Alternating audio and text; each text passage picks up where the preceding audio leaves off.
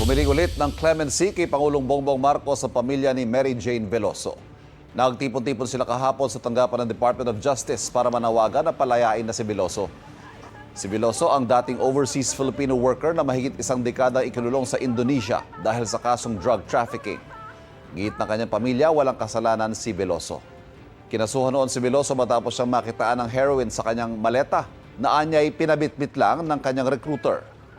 Nitong Enero nang manawagan siya sa isang open letter na sana'y makalaya na siya. Nakakulong ngayon si Veloso sa Correctional Institution for Women sa Mandaluyong. Noong December 2024 siya nakauwi sa Pilipinas. Nananawagan po ako sa ating mahal na Pangulo na sana po ibigay na po ang clemency sa aking anak. Matagal naman na pong nagdusa ang aking anak. Isang taon na pong mahigit si Mergin dito. Masa po kami na makakauwi na po.